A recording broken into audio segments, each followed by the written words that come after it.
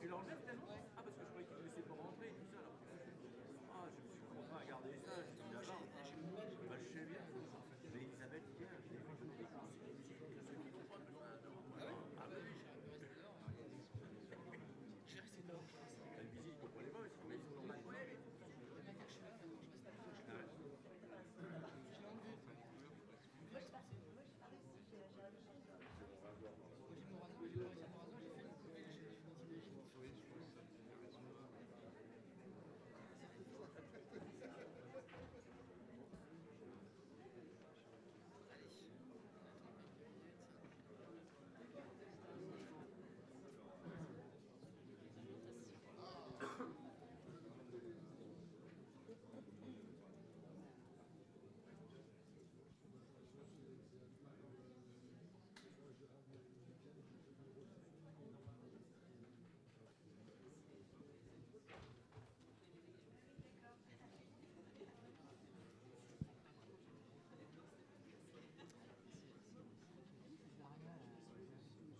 Oui, oui, oui, oui, oui, oui, en rouge, oui. Oui, c'est ça. Par contre, il est allé comme ça. Ah, les originaux, elle est assez active, elle écrit des choses qui sont pas mal. Ouais, c'est pas trop mal, j'aime bien ça.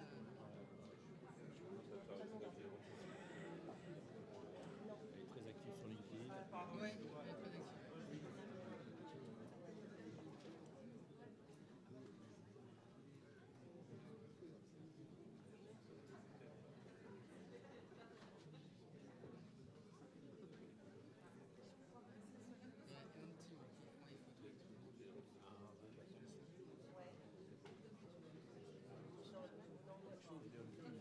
Ouais.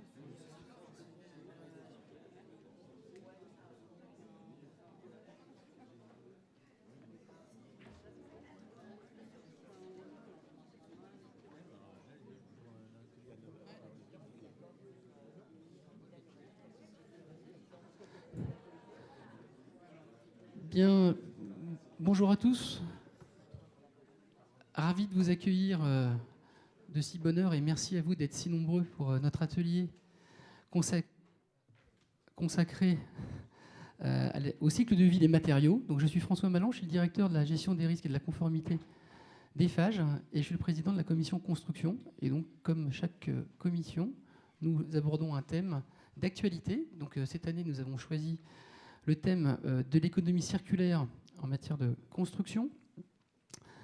Alors, pourquoi nous? Pourquoi en parle-t-on?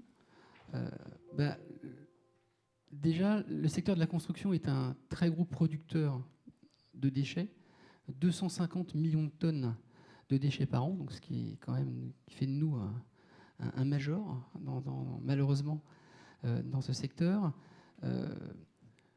Ça représente quand même 70% de la production de déchets en France, hein, donc c'est quand même pas neutre, et un impact carbone également très fort.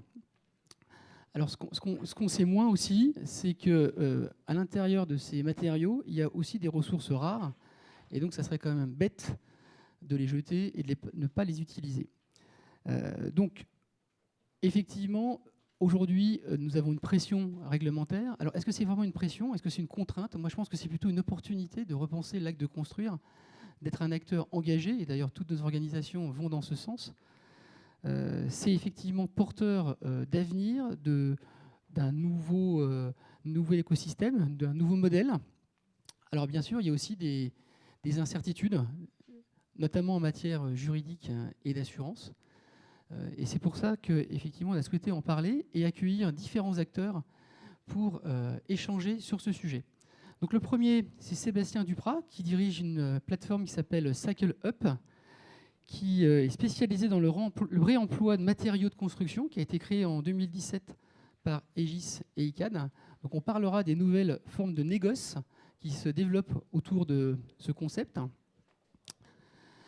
Pascal Dessuet, que je ne présente plus, qui est un éminent spécialiste en matière de responsabilité, droit de la construction et les assurances construction.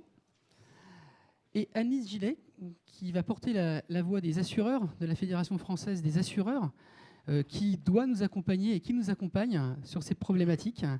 Nous avons choisi d'aborder 2 thèmes, donc le recyclage, auquel nous consacrerons un petit peu moins de temps parce que nous considérons que les problématiques sont un peu moins fortes et en 1h30, on ne peut pas tout balayer, et le réemploi sur lequel nous allons pas mal insister. Alors, sans plus attendre, Sébastien, quand on parle de recyclage, qu'est-ce que ça veut dire? Qu'est-ce que c'est en matière de construction? Alors, le recyclage, ça a le bon goût d'être très connu, pratiqué depuis... Ça fonctionne le son? Oui, j'ai l'impression. Je vais forcer la voix alors. Le recyclage, ça a le bon goût d'exister depuis 40 à 50 ans maintenant. Ce n'est pas un processus nouveau. Les industriels aujourd'hui intègrent des intrants divers dans la fabrication de leurs produits. Quand le produit n'a aucun recyclage, il n'intègre que des intrants qui ont directement été extraits de l'environnement ou d'un fournisseur ou d'une carrière ou d'une mine. Et maintenant, la cherté, la rareté et la complexité de purification de certaines ressources les conduit à intégrer de plus en plus de matériaux issus de la déconstruction ou qui ont déjà eu une première vie. Mais il n'y a aucun caractère innovant aujourd'hui dans le recyclage, si ce n'est qu'on a toujours l'impression que ça existe depuis longtemps. Pour autant, dans notre secteur du bâtiment, il est souvent encore très balbutiant. On recycle nos bouteilles de verre quand on boit un bon vin. On recycle encore pratiquement pas du tout les vitrages de nos immeubles. Et donc, ce n'est pas parce qu'on sait qu'on peut recycler le verre qu'on recycle les vitrages, qui sont beaucoup plus complexes, composites, avec des couches métalliques. Donc, cette question du recyclage comme un procédé industriel, ça n'embarque pas toute la question du recyclage comme un processus d'une filière dans son ensemble qui doit gérer les questions de collecte, de tri, de traitement et de préparation avant de reconfier une ressource à un industriel pour une remise en œuvre. Voilà. Donc ce sujet-là, il est aujourd'hui assez connu et on a pour autant encore beaucoup d'efforts à faire pour le massifier. Pascal, en termes de texte, qu'est-ce qu'on peut effectivement, qu'est-ce qu'on peut dire des textes applicables sur ce sujet du recyclage? Alors, sur le sujet du recyclage, nous avons effectivement quelques textes qui sont des textes en fait de réglementation qui se trouvent répartis dans 2 codes, comme c'est souvent le cas dans notre matière, à la fois dans le code de l'environnement et dans le code de la construction et de l'urbanisme, où le mot recyclage, le terme de recyclage, est utilisé à plusieurs reprises. Le code de l'environnement, nous avons l'article L110-1-1 qui exprime des généralités. Effectivement, la transition vers une économie circulaire vise à dépasser le modèle économique linéaire, etc., en appelant à une consommation sobre, ainsi que par ordre de priorité à la prévention et suivant la hiérarchie des modes de traitement des déchets, à une réutilisation, à un recyclage. Le mot est utilisé. On retrouve encore dans ce même article qu'il est fait mention à la notion de recyclage. Les dispositions du présent chapitre ont pour objet de mettre en œuvre une hiérarchie des modes de traitement des déchets consistant à privilégier dans l'ordre. Et on retrouve la notion de recyclage. Et dans un troisième article 541-1-1 du Code de l'environnement, on va même donner une définition, on va apparaître là, une définition du recyclage. le recyclage, toute opération de valorisation par laquelle les déchets, y compris les déchets organiques, sont retraités en substances, matières ou produits aux fins de leur fonction initiale et d'autres fins, etc., etc. Et puis dans le CCH, dans le code de la construction et de l'habitation, on retrouve aussi un texte, l'article L111-9 du CCH, qui est un texte du CCH qui est appelé finalement à disparaître ou à être renuméroté dans le cadre des dispositions de la loi ESSOC qui vient d'être, l'ordonnance ESSOC 2 qui vient d'être publiée, qui réécrit toute la réglementation du livre 1 et qui reprend pour partie les textes, qui les renumérote, etc. Et dans cet article, il est encore fait mention de cet objectif d'incorporation de matériaux issus du recyclage. Et on renvoie d'ailleurs à un décret du Conseil d'État qui donnera des modalités pratiques de ce recyclage. Donc, et on retrouve à nouveau, comme je vous l'ai dit à l'instant, cette mention du recyclage dans l'ordonnance ESSOC 2.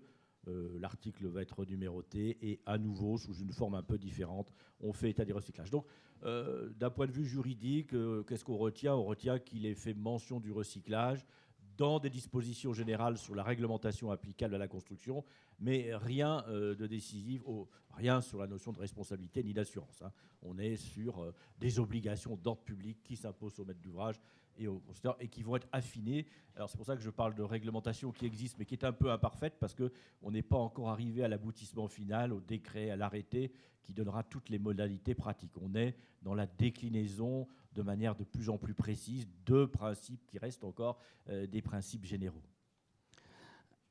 Anne-Lise, le recyclage, est-ce que ça pose un problème aux assureurs ou pas? On va être direct. Moi, j'ai la seule question orientée. Hein, donc alors moi, je rejoins totalement ce qu'a dit Sébastien. Le sujet est connu, donc il n'est pas nouveau. Et pour les assureurs, effectivement, il n'y a rien de particulier, en tout cas de révolutionnaire par rapport à ce qu'on connaît du recyclage. Nous retrouvons d'un côté notre chaîne de valeur, c'est-à-dire que nous avons un maître d'ouvrage, un maître d'œuvre, une entreprise et un fabricant-fournisseur, sauf que là, on n'est pas sur du produit neuf, mais du produit recyclé. Mais en termes de chaîne de responsabilité, chacun a son rôle, sa mission et donc les responsabilités qui vont avec. Après, côté impact sinistre, j'ai envie de vous dire, voilà, le produit issu du recyclage comme un produit neuf, il doit correspondre à des caractéristiques techniques, réglementaires, performantielles propres aux produits, à la famille de produits concernés. Et puis pour l'entreprise, à elle effectivement d'utiliser dans le cadre de ses travaux les produits qui sont visés par les différents documents qui constituent les règles de l'art. Donc quelque chose d'assez traditionnel pour nous, en tout cas du point de vue chaîne de valeur et importance de toute façon de la caractérisation du produit.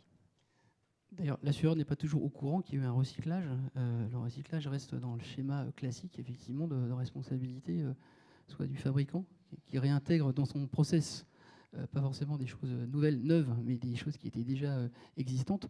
Donc les garanties s'appliquent. Est-ce que, Sébastien, tu peux quand même nous donner quelques exemples concrets de recyclage en matière de construction? Je crois qu'il y a les fabricants de moquettes. Je sais que Tarkett recycle énormément. Alors, ce qui pose des problèmes de dépose, enfin dépolymérisation. Il y a des procédés industriels qui tournent autour de ça. Alors, comme le disait Anne-Lise, et pour répondre à ta question, François, un des sujets, c'est que le recyclage, ça relève de la recette secrète de l'industriel. C'est sa responsabilité, tant que lui délivre un produit qui a les caractéristiques promises, la performance promise. Combien de vitrages recyclés il met combien de verres recyclés il met dans son vitrage, c'est son savoir-faire. Combien de gypse ou de plâtre recyclé il mélange à du gypse pour faire une nouvelle plaque de plâtre. Lui, ce qu'il doit en tant qu'industriel, c'est garantir la performance du produit fini. Et ça ne change pas, sa responsabilité ne change pas. Et donc c'est vrai qu'aujourd'hui, le frein au recyclage et ce qui entraîne souvent une limite de son développement, c'est d'accéder à une ressource qualifiée, connue, pure, non mélangée. Et donc c'est plutôt les pratiques de chantier aujourd'hui qui sont le frein. Si on pose l'ensemble des composants d'une déconstruction bien triés, bien proprement stockés, bien séparés les uns des autres, le recyclage va être infiniment facilité. Donc on constate aujourd'hui que le recyclage se développe dans des secteurs où il y a peu d'imbrication technique et où il est facile de faire de la dépose sans souiller le produit. Donc en effet, tu prenais l'exemple de la moquette. Aujourd'hui, ce sont des moquettes en dalles qu'on pose et qu'on dépose assez facilement, comme on joue au Lego quand on assemble un plateau de bureau. Ben, ces matériaux-là, ils sont faciles à déposer sans être mélangés aux autres. Et comme il suffit de retourner pour savoir quel est le produit, le fabricant, c'est facile à ce fabricant de décider de récupérer ces dalles, d'en séparer la laine de l'acrylique et de le réintégrer dans son process. C'est plus compliqué quand on est dans une benne avec des plaques de plâtre, par exemple, où il ne suffit pas de retourner la plaque pour savoir qui l'a fabriquée. Est-ce que c'est un fabricant A ou un fabricant B, parce qu'elle a été peinte, enduite, et parfois on ne sait plus exactement quelle est l'origine du produit, et on ne sait pas non plus quel traitement elle a pu subir. Donc le fait de retrouver un matériau pur, connu, pour l'intégrer dans un process de recyclage, c'est parfois plus complexe. Donc ça veut dire que ça crée aussi des nouveaux métiers, enfin, l'audit ou enfin, l'analyse des différents produits qui sont issus effectivement de ces déconstructions. C'est aussi un enjeu fort, puisque plus on arrivera à trier, plus il y aura effectivement de possibilités de recyclage. Un enjeu macroéconomique majeur, c'est l'ADEME qui dit ça. Aujourd'hui, si jeter à la benne et éliminer dans un incinérateur ou une décharge, ça crée 1 emploi, alors le recyclage en crée 20, et le réemploi et la réutilisation en crée 40. Ça veut dire qu'il y a un vrai sujet de réindustrialisation et de reprofessionnalisation du secteur, parce qu'acheter et jeter, ça ne nécessite pas beaucoup de RH et de ressources humaines. Par contre, trier, expertiser, reconditionner, eh ben, c'est des perspectives d'emploi, de filières nouvelles pour nos territoires. Voilà, il y a une question qu'on va traiter également dans le recyclage, mais effectivement, réintégrer d'anciens matériaux, il faut qu'ils gardent leur propriété finale et leur destination pour éviter effectivement des sinistres et des typologies de sinistres peut-être particulières qu'aujourd'hui on ne connaît pas. Et puis, n'oublions pas, y a tous les matériaux n'en ont pas, la plupart ont des normes produits. Si on parle, moi je ne suis pas une technicienne, mais enfin je connais la norme béton. Non. À la base. Ah. Mais la norme béton, il y a quand même toute une étude pour y intégrer des granulats recyclés. Alors ça se fait déjà au niveau de la route, mais la question c'était quel pourcentage peut y être intégré pour respecter toujours cette norme, pour pouvoir l'utiliser après dans la construction de bâtiments. Et donc il y a un vrai travail derrière, effectivement, puisque il y a des histoires aussi de gélitivité, il y a pas mal de choses à prendre en compte. Et donc, le tout, c'est que les produits respectent les normes du produit en question. Merci, Annelise. Donc, tout à l'heure, tu as parlé, Sébastien, des emplois créés pour le réemploi, qui nous semble être effectivement une piste très intéressante sur laquelle on va un petit peu plus s'attarder. Donc, avant de parler de réemploi, peut-être que, Annelise, tu peux nous donner quelques définitions de texte, parce qu'effectivement, ce n'est pas toujours très, très clair. Oui, alors effectivement, ça nous paraissait important pour entamer le sujet du réemploi de partager avec vous ce qu'on entend par réemploi et réutilisation. Et c'est d'autant plus important que finalement, nous avons quand même des définitions qui existent aujourd'hui dans le Code de l'environnement. Alors, je crois, je vous les ai affichées. L541-1-1 du Code de l'environnement. Et donc, ce qui est assez amusant, en fait, c'est de lire ces définitions-là. Réemploi, nous sommes sur une opération pour laquelle des substances, matières, produits qui ne sont pas des déchets sont utilisés de nouveau pour un usage identique à celui pour lequel ils avaient été conçus. Quand vous regardez la définition de la réutilisation, là, cette fois-ci, on est sur le même principe. Substances, matières ou produits qui, cette fois-ci, sont devenus des déchets et qui sont utilisés de nouveau. Donc, on voit bien que la pierre angulaire est la définition du déchet. Et quand on voit la définition du déchet, on est sur substance, objet, bien meuble, dont le détenteur se défait ou a l'intention ou l'obligation de se défaire. Donc, quand vous ramenez cette notion de déchet dans la définition du réemploi, très concrètement, ça veut dire quoi ? Ça veut dire qu'un maître d'ouvrage A qui est en train de déconstruire son bâtiment, s'il veut faire du réemploi, il est obligé d'utiliser ses propres matériaux pour reconstruire son propre bâtiment. Parce que s'il a l'intention de se défaire de ses produits pour les vendre, les céder, les donner, peu importe la relation, à un autre maître d'ouvrage ou à une entreprise. Dans ce cas-là, littéralement, quand on lit la définition du réemploi, il retombe dans la catégorie des déchets. Et donc, c'était quand même cette petite précision, on va dire, juridique, posait quand même de gros problèmes. Parce que là où on a quand même des incitations fortes en termes de réemploi, des incitations gouvernementales, je viens de dire même européennes, et où même le réemploi dans la chaîne de valorisation des ressources est en pole position dans l'ordre de priorité comme méthode à adopter, l'administration avait essayé donc de trouver une petite astuce pour tout simplement dire, bah, écoutez, finalement, on peut considérer qu'on est vraiment du réemploi et donc pas dans la catégorie du statut de déchet si, lorsque le produit va être utilisé sur un autre chantier, il y a un tri qui a été fait, un système de collecte avec un opérateur qualifié pour le faire. Donc ça, c'était un petit peu l'astuce de l'administration, sauf que ce n'était pas dans les textes, c'était des recommandations. Et vous savez parfaitement qu'en termes de déchets, les responsabilités sont assez lourdes. Il y a des responsabilités pénales et administratives. Donc on avait quand même une différence assez importante entre les textes et les responsabilités qui pourront en découler. Et en fait, l'approche très pragmatique des métiers où, pour tout le monde, le réemploi, c'est prendre un matériau, enfin un produit, et, je vais faire attention au terme, et le remettre, on va dire, ailleurs. Donc, sans trop dévoiler ce que va dire Pascal, la loi économie circulaire, heureusement, a rectifié cette situation malencontreuse en termes de terminologie pour finalement bien réexpliquer que le réemploi est possible et on n'est plus dans le statut de déchet justement quand il y a un tri qui a été fait par quelqu'un de qualifié. Nous, ce qui nous intéresse au jour d'aujourd'hui, c'est dans notre atelier, c'est de partager ce qu'on entend par réemploi. Aujourd'hui et consensuellement, quand on parle de réemploi, on parle de deux choses. Soit on est sur des matériaux dont l'usage et les performances essentielles futures sont identiques à ceux initiaux. Donc c'est l'exemple typique d'une porte coupe-feu dans un ouvrage A qui va resservir en termes de porte coupe-feu dans un ouvrage B. Deuxième catégorie qui rentre dans le réemploi, ce sont les matériaux dont l'usage reste identique à celui initialement prévu, mais dont les performances vont être moindres. Donc c'est le cas effectivement de notre porte coupe-feu dans l'ouvrage A, mais qui va servir par exemple de porte de distribution intérieure dans notre ouvrage B. Enfin, lorsqu'on parle de réutilisation, cette fois-ci, on est bien sur des matériaux dont l'usage futur est différent de celui initial.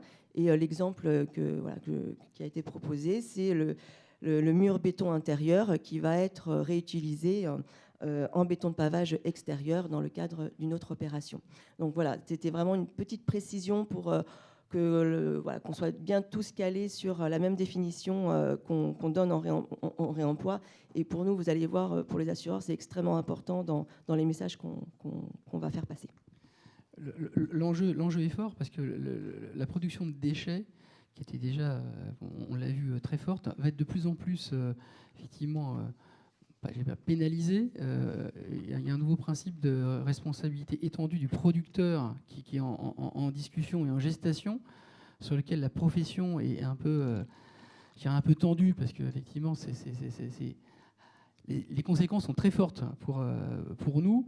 Donc la notion de déchet, effectivement, était importante dans notre atelier pour effectivement comprendre ce qui peut sortir du déchet et faire en sorte qu'on sorte de la responsabilité pour les constructeurs. Sébastien, sur le recyclage, tu peux nous donner quelques exemples effectivement, de ce qui peut effectivement être recyclé aujourd'hui ? Réemployé. Excusez-moi, réemployé. Excusez-moi.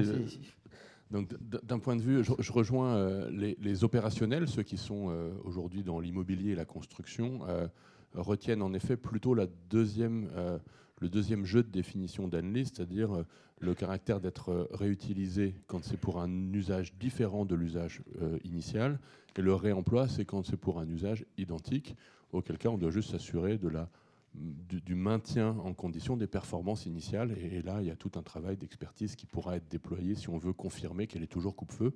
Ben, il y a des laboratoires, il y a des PV, il y a des expertises qui peuvent être diligentées. Et c'est vrai que quand on a lancé la plateforme CycleUp, au début, on pensait qu'on ne ferait de réemploi que pour des choses très simples, très inertes, sans aucun risque ou aléa sur la performance.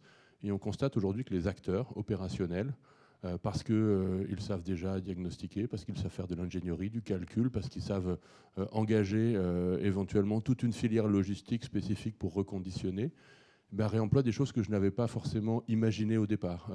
De récupérer des planchers béton pour les scies à modules de parpaing et les remaçonner en séparatifs de logement ou de cave, des gaines de traitement d'air qui, une fois nettoyées, ressemblent à un tube de métal, à peu près comme une gaine neuve qui, une fois propre, ressemble à un tube de métal. Et finalement, on retrouve des fonctions essentielles qui sont à quoi ça sert, quelle est la matérialité et quel doit être le niveau d'hygiène ou de performance attendu. Et donc, on se rend compte aujourd'hui que le réemploi qu'on pilote dans CycleUp, après plusieurs centaines de transactions, ça va de la cuvette de toilette à la charpente métallique, en passant par des dalles de moquette que parfois on achète d'occasion plus cher que le premier prix du neuf bas de gamme.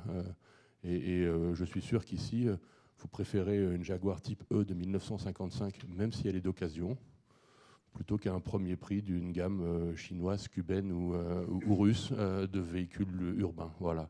Et donc cette question de est-ce qu'il vaut mieux de l'ancien haut de gamme avec des hautes performances plutôt que des variantes en moins-value avec des matériaux moins nobles, moins qualitatifs, les opérateurs du chantier de la construction ont déjà une petite idée de ce qu'ils préfèrent. Et le chêne massif est plus facile à poser quand bien même il aurait un siècle, plutôt que du contre-collé made in China qui ne va pas être très satisfaisant pour les clients. Et donc ça, c'est notre surprise, c'est que les acteurs sont beaucoup plus prêts qu'on l'imaginait au lancement de la marketplace. Et justement, on parle du client. Effectivement, le client à qui tu vas vendre un bâtiment qui n'est pas neuf dans l'esprit d'un consommateur, parce qu'effectivement, il y a plusieurs types de clients. Lui, il se pose la question de l'information. Et il y a effectivement plusieurs types d'acquéreurs. Il y a l'acquéreur effectivement peut-être un peu militant qui, lui, justement, ça va être une force de vente, enfin un argument de vente en disant voilà, on vous vend un logement qui a été conçu, qui a été construit à partir de matériaux réemployés. Et là, je pense qu'il y aura effectivement une clientèle. Et puis après, il y a les autres qui effectivement font l'achat de leur vie, les primo-accédants, qui vont dire attends, moi j'achète un appartement 250 000 €, je veux un truc qui soit neuf, qui tienne la route. Et donc ça sera effectivement le sujet aussi des assurances, hein, donc dommages ouvrages et responsabilité décennale dont on va parler. Mais il y a effectivement cette notion aussi d'information, parce que c'est pas tout à fait la même chose aujourd'hui dans l'esprit peut-être de nos générations. Ça évoluera peut-être avec les générations futures. Et donc je pense qu'il y aura aussi à nous, aux promoteurs, à réfléchir à comment effectivement on informe, comment on valorise, puisque c'est une valorisation quand même aussi de l'offre et une différenciation. Ça va être aussi un élément aussi de temps. Donc effectivement, comme tu le dis, si le résultat est le même, comme ça dans l'inconscient, c'est pas forcément la même chose qu'une Jaguar. La différence, c'est l'architecture. Concrètement, le réemploi, si on le met en œuvre de manière avec du design et qu'on l'assume et qu'on crée un ouvrage, c'est pas l'âge des briques qui fait l'attachement que vous avez à l'appartement que vous occupez. Accessoirement, vous croyez acheter un immeuble neuf, vous ne savez pas exactement quel est l'âge des matériaux qui composent cet immeuble. Et c'est pas l'âge du cuivre qui est dans le tuyau qui vous dit que votre appartement n'est pas neuf parce que le cuivre vient de la fin du chantier d'avant. Et ça arrive tous les jours. La Rome du Moyen-Âge a été construite avec la Rome de l'Antiquité et la Rome de la Renaissance a été construite avec les pierres de la Rome du Moyen-Âge. L'architecture produit ça depuis des millénaires. Et on ne s'est pas posé la question de savoir est-ce que la chapelle Sixtine était moins belle parce qu'il y avait peut-être 2-3 pierres qui venaient d'une vieille église romane qui n'était pas, elle, de la Renaissance. Voilà. Cette question-là, c'est l'architecture qui fait la différence. Ce n'est pas le mode constructif et la provenance des matériaux. Ouais, on n'avait pas la même protection des consommateurs à l'époque au Moyen-Âge. Enfin, bon, ça, c'est autre chose. Oui, mais elle est encore debout, la chapelle Sixtine. Ah, mais je suis d'accord. C'est pas le sujet. Heureusement. Il y a le code d'Hammurabi qui, déjà à l'époque, prévoyait la mort de l'architecte si ça se passait. Voilà. Alors justement, quand on parle effectivement de tout ça, effectivement, où en est aujourd'hui la réglementation, Pascal, sur ces sujets-là? Est-ce qu'elle encadre, est-ce qu'elle facilite, est-ce qu'elle est effectivement protectrice ou pas? Bien, alors effectivement, alors on va parler de la réglementation rapidement, puis on va aussi déboucher sur les problématiques juridiques que cela peut poser très concrètement dans l'activité au quotidien. Alors sur la réglementation, je vais tenir à peu près le même propos que pour le recyclage, c'est-à-dire qu'effectivement on trouve dans le Code de l'environnement et dans le Code de la construction et de l'habitation des dispositions qui traitent de ce sujet en allant du général au particulier, puisqu'effectivement il est question déjà du réemploi dans la loi transition énergétique du 17 août 2015. Et dans l'article L110-1-1, on parle aussi du réemploi. On en parle aussi, on l'a abondamment développé dans les définitions de l'article 541-1 du Code de l'environnement, où effectivement on donne une définition qui vous a été énoncée très précise, qui fait bien la distinction entre remploi et réutilisation. Et alors, dans le CCH, dans le Code de la construction et de l'habitation, il est question aussi du réemploi dans deux dispositions. Alors, la loi est votée, non encore promulguée, puisqu'il y a toujours le délai de recours du Conseil constitutionnel, mais le texte est aujourd'hui figé. Et donc, on a deux articles, là, c'est la numérotation définitive, l'article 51 de cette loi, qui, là encore, est sur un terrain de généralité sur la priorisation du réemploi, qui est aujourd'hui l'article L111-10-4, qui, à mon avis, alors là, c'est un exemple très rare de télescopage législatif, puisqu'on a effectivement ce texte qui n'est pas encore promulgué, qui va s'insérer dans un ensemble de textes qui ont été entièrement renumérotés par l'ordonnance ESSOC 2 et qui suppriment ce genre de numérotation. Donc je ne sais pas comment ils vont s'en sortir, mais on va retrouver notre texte. De toute façon, c'est un texte général.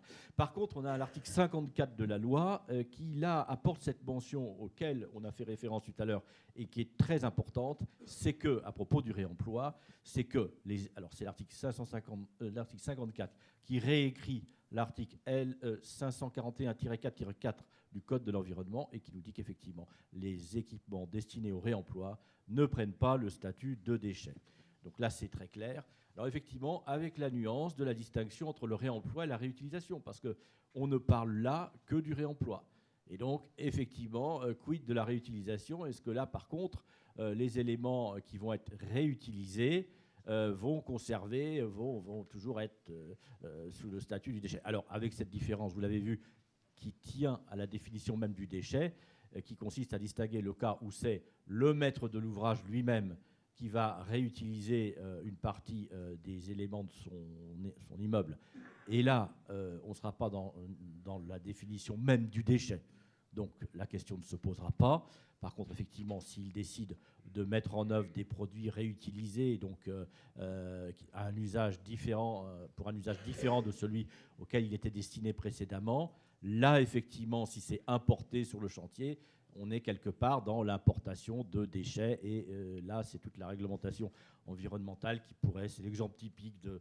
Bon, moi, personnellement, c'est une opinion personnelle, mais c'est vrai que dans les dispositions du Code de l'environnement, on n'est souvent pas très rigoureux au plan juridique. Et on a vite fait d'utiliser recyclage, réutilisation, réemploi, un mot pour un autre. Mais en tant que juriste, on est quand même obligé de le mentionner et d'être précis. Alors, la réalité juridique, finalement, de la notion de réemploi, moi, je vais surtout vous la développer sur le terrain du régime juridique applicable en matière de responsabilité et en matière d'assurance. Alors, la démarche, évidemment, est un peu périlleuse au plan juridique parce que c'est une démarche qui est quand même très prospective. Connaissance, il n'y a rien eu d'écrit encore sur le sujet. Les textes ne sont pas encore tous aboutis et évidemment, il n'y a pas de décision. Donc, ce que je vais vous dire là, c'est assez prospectif. J'ai un peu balayé le sujet, mais avec toutes les limites, évidemment, que cela peut comporter. Alors, je pense qu'il faut d'abord distinguer toujours. Le juriste passe son temps à faire des distinctions, vous allez voir, là, il faut en faire pas mal. D'abord, il faut distinguer les rapports maître d'ouvrage, constructeur, des rapports des constructeurs entre eux. Alors, quand on est dans les rapports maître d'ouvrage, constructeur, et là aussi, il faut distinguer, toujours c'est important, est-ce que les matériaux qui sont fournis, est-ce qu'on est en provenance de la déconstruction d'un ouvrage avec des matériaux qui sont fournis par l'entreprise? Ou est-ce qu'on est dans une... C'est l'entreprise qui décide de réemployer tel ou tel élément de l'ouvrage, ou bien effectivement on est dans la réutilisation de l'ouvrage lui-même. C'est-à-dire, en gros, est-ce que ces éléments sont importés de l'extérieur ou est-ce qu'ils sont utilisés? C'est en fait le réemploi de matériaux qui se trouvent déjà, d'éléments qui se trouvent déjà sur le chantier. La distinction est importante. Si c'est effectivement des éléments qui vont être réemployés pour le même usage que précédemment, mais qui sont quelque part importés sur le chantier, donc ce ne sont plus des déchets, formidable, ils sont fournis par l'entreprise. Est-ce que ça a une conséquence sur le terrain de la responsabilité ? Personnellement, je pense que non. Tout ça, alors, responsabilité, je ne parle pas assurance. Je pense personnellement que non. Pourquoi ? Parce que vous savez que notre régime juridique est totalement de responsabilité, des garanties légales de responsabilité, est complètement déconnecté de la notion de faute. Par conséquent, pour établir la responsabilité décennale, on ne s'occupe pas du point de savoir s'il est fautif d'avoir utilisé des matériaux viciés ou pas viciés, etc. Ce n'est pas ça qui fait la responsabilité.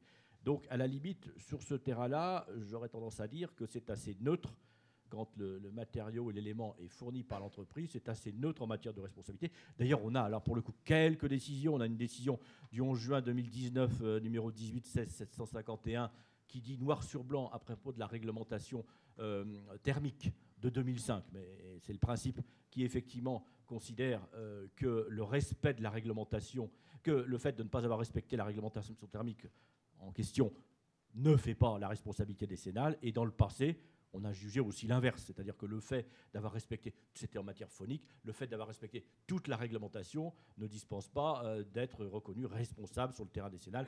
C'est le fameux arrêt de l'Assemblée plénière 27 octobre 2006. Donc, par contre, là où c'est un petit peu plus intéressant, où il y a plus de choses à dire, c'est quand effectivement on réemploie une partie, on utilise un élément qui est déjà présent sur le site. C'est une partie qui va être réemployée. Alors là, évidemment, il y a un petit débat parce qu'en fait, là encore, il y a deux cas. Il y a le cas où le maître d'ouvrage est neutre, n'impose rien, c'est l'entreprise qui va estimer que tel et tel élément peut être employé. Et il y a le cas où le maître d'ouvrage a un rôle actif. Et ça, on le voit, on commence à le voir quelquefois pour toutes sortes de raisons. Le maître d'ouvrage veut dire, moi, je veux qu'on réutilise, qu'on réemploie, parce que faire attention, qu'on réemploie tel et tel élément de l'ouvrage existant. Alors, si c'est de la propre initiative de l'entreprise qui prend enfin, l'élément provient du chantier et le maître d'ouvrage n'y est pour rien, eh bien, l'analyse classique consiste à considérer que, là encore, le vice propre de cet élément qui était sur le chantier. Alors on peut prendre l'exemple de tuiles, on a déjà cet exemple, de fenêtres ou autres. Elles sont sur le chantier, elles sont viciées, ou elles se révèlent étant viciées. Qu'est-ce qui se passe ? Bon, l'analyse classique, on va tout de suite se demander, est-ce que ça a le statut d'existant ? Et parce que finalement, il n'y a pas de définition de l'existant dans le Code civil. En assurance, vous avez tous une idée de ce qu'est l'existant, mais vous chercherez en vain dans le Code civil ou ailleurs la définition d'un existant finalement. Donc on pourrait très bien considérer que ces tuiles qui vont être réemployées, ou ces morceaux de fenêtre, ou ces éléments de fenêtre sont des existants. Et si c'est le cas, en responsabilité, il y a quand même une jurisprudence qui a tendance à considérer que le choix même de matériaux, du procédé constructif, de réemployer tel ou tel élément de la toiture, c'est une décision de la maîtrise d'œuvre, c'est un choix qui engage les travaux neufs. On conçoit les travaux neufs comme devant réemployer tel ou tel matériau. Donc, quelque part, on aura tendance à considérer qu'on n'est pas loin du vice affectant les travaux neufs eux-mêmes, même si c'est des matériaux anciens, parce que c'est la conception même des travaux neufs qui serait viciée, qui aurait prévu, qui aurait considéré que l'ouvrage pourrait être parfaitement rénové avec l'utilisation de matériaux anciens. Donc, quelque part, c'est un arrêt célèbre sur la rénovation de la gare des Brotteaux par Lyon, c'était tout à fait ça, finalement.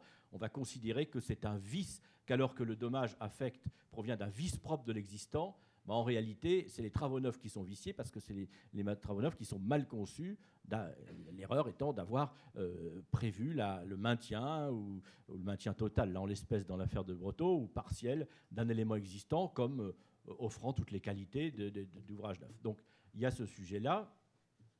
là où c'est plus délicat, c'est quand le maître d'ouvrage impose le réemploi. Le maître d'ouvrage dit « moi je veux qu'on conserve une partie de cette huile, qu'on conserve cet élément ». Alors là, il y a une distinction, je pense, entre la situation actuelle et la situation à venir quand tous les textes seront votés. La situation actuelle, il n'y a rien dans les textes actuels qui oblige au réemploi. Donc finalement, quand il y a réemploi, c'est toujours par le fait du maître d'ouvrage. Le maître d'ouvrage impose. Alors évidemment, quand on utilise cette expression, le maître d'ouvrage impose, tout de suite, il vous vient à l'idée que ça pourrait constituer une clause d'exonération de responsabilité par rapport au maître d'ouvrage, parce qu'on pense à l'immixtion et on pense à l'acceptation des risques. Alors, s'agissant de l'immixtion, vous savez malgré tout que la jurisprudence est très dure sur la notion d'immixtion. D'abord, il faut la qualité de compétence notoire du maître d'ouvrage. Le maître d'ouvrage peut bien vouloir certaines choses, mais s'il n'a pas la compétence notoire, l'immixtion ne sera pas retenue. Et puis, pour qu'il y ait immixtion, il faut quand même rappeler, il faut que véritablement le maître d'ouvrage donne des instructions aux entreprises.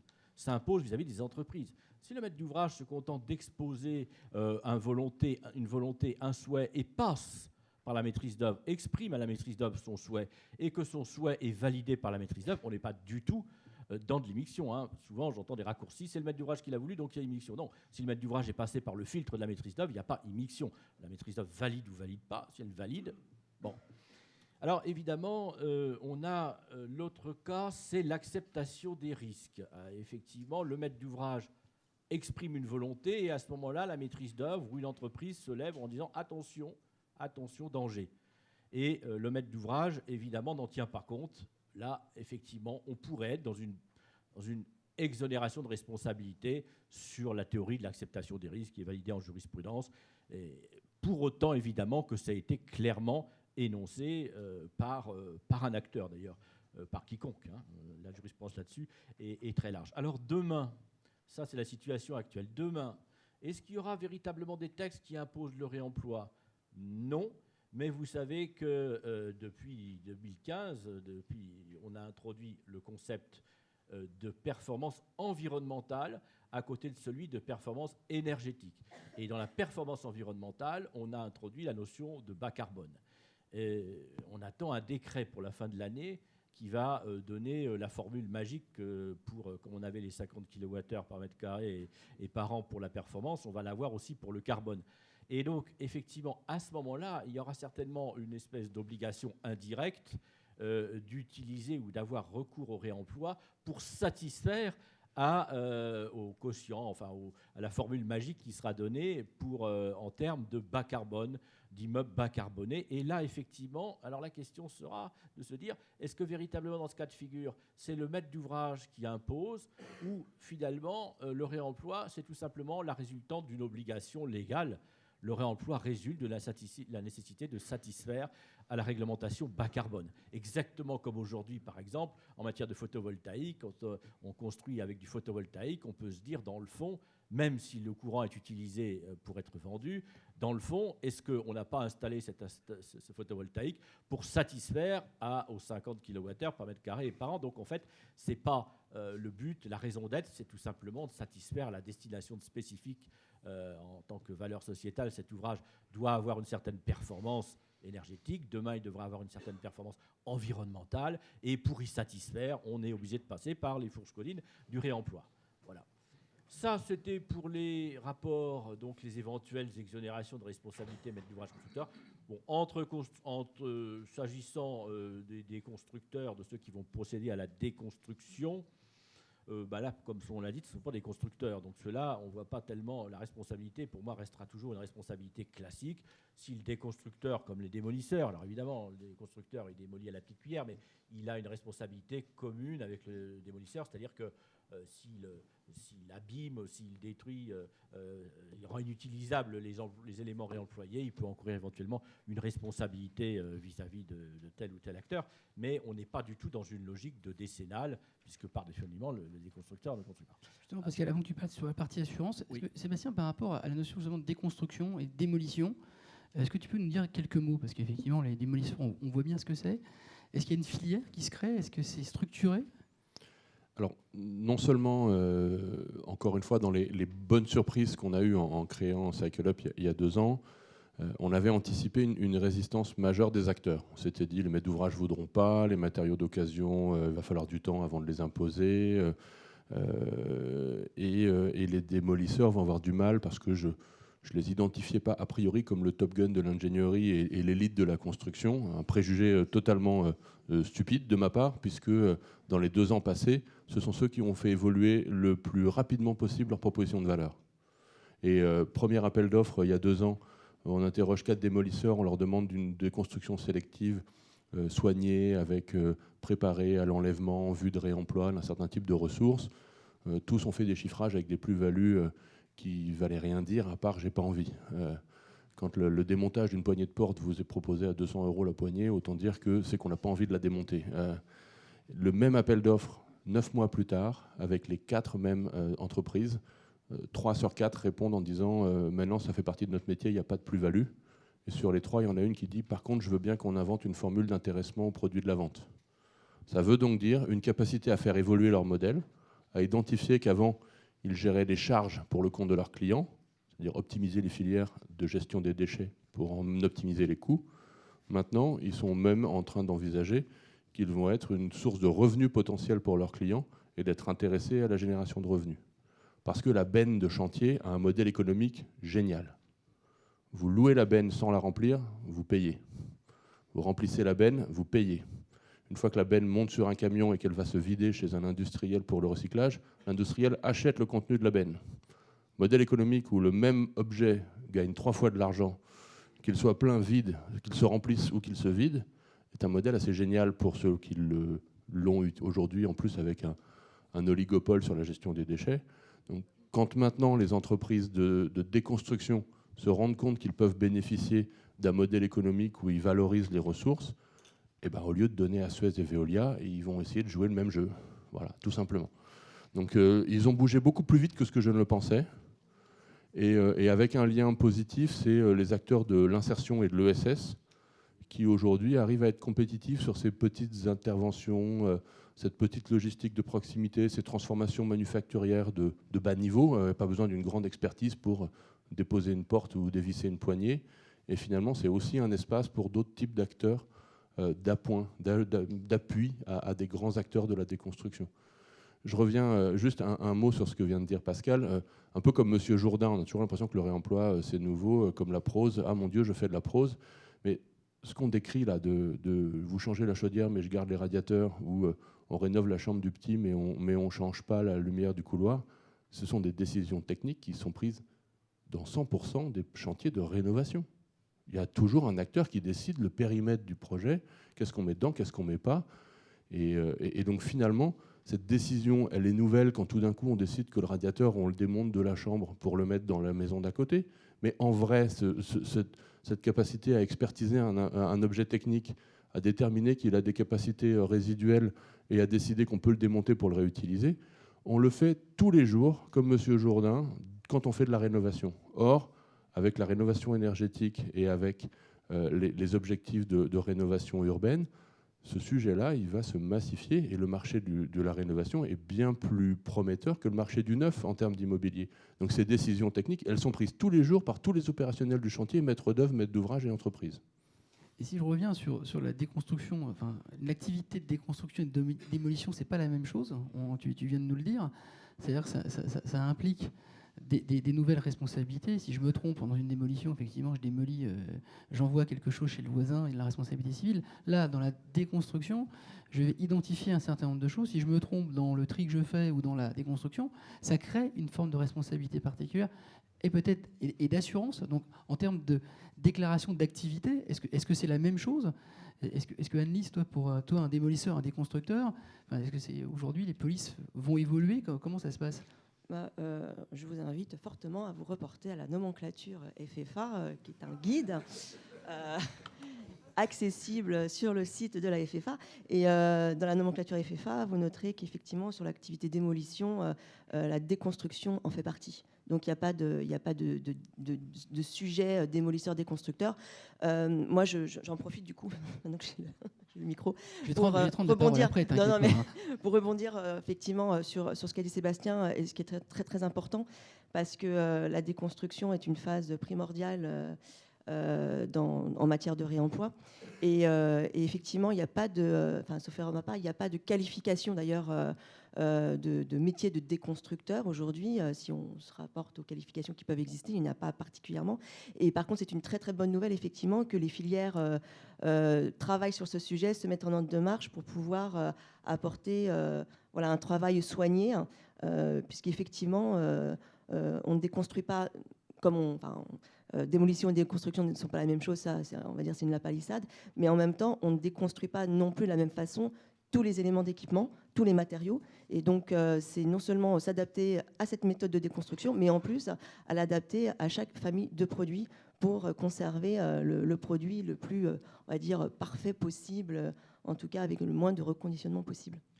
Et justement, qui fait cet audit, cette évaluation préalable? Parce qu'on déconstruit, on n'arrive pas sur un chantier, on dit tiens, mais je vais, au fil de l'eau, je vais découvrir des choses, même si on découvre quand on démolit, notamment l'amiante, etc.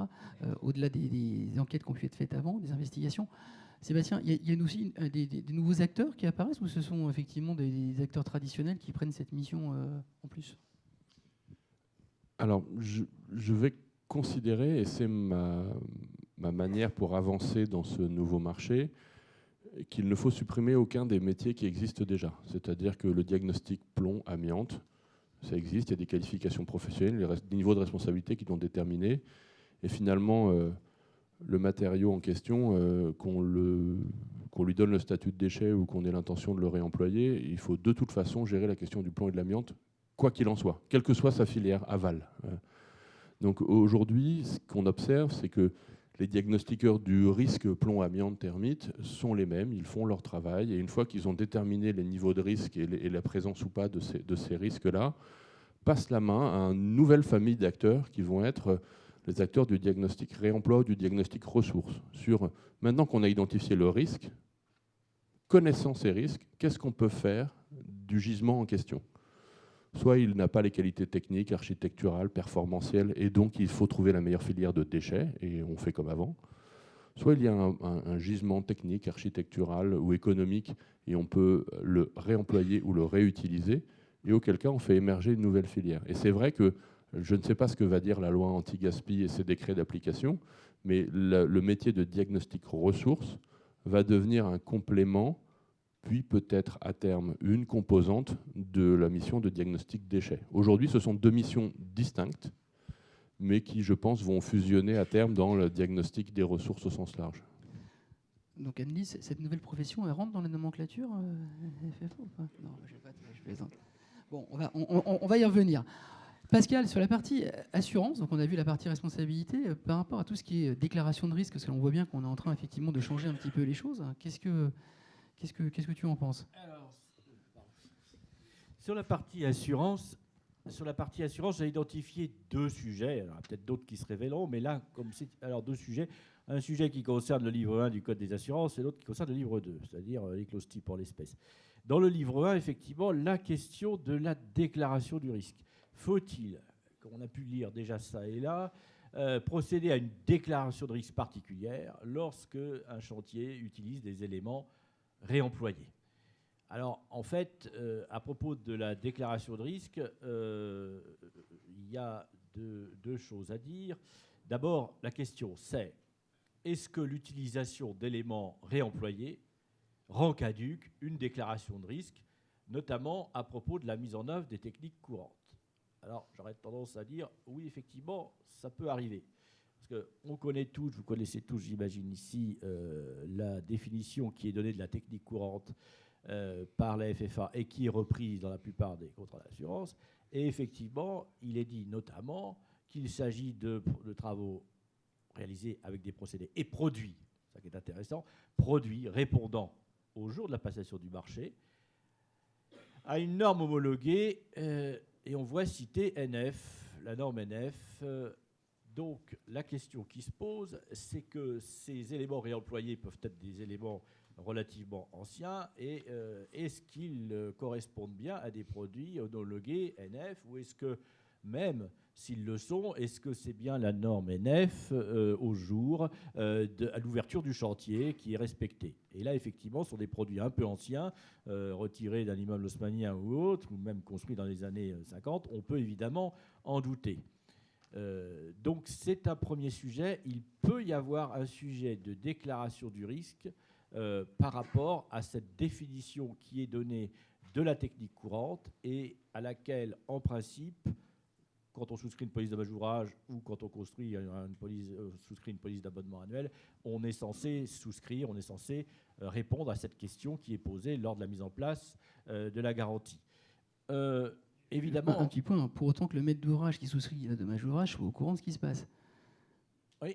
Oui, ça, c'est Oui, autre mais, chose. non, mais Alors, pratiquement, oui. Alors pour le coup, vous voyez, quand on est... je vais être à contre-emploi pour une fois, mais je ne vais pas défendre les maîtres d'ouvrage, mais je veux dire qu'il faut que les maîtres d'ouvrage, effectivement, malgré tout, c'est eux qui prennent cet engagement. Qu'ils aient des recours auprès de ceux qui ne les ont pas prévenus, c'est un autre sujet, mais c'est quand même le maître d'ouvrage qui prend l'engagement vis-à-vis de l'assureur. Après, il règle ses comptes avec les uns et les autres qui l'ont pas prévenu, mais je pense qu'il y a un sujet quand même de déclaration de risque si sur le chantier, on met en œuvre, ou des techniques d'ailleurs, où on met en œuvre des produits qui ne répondent pas, etc.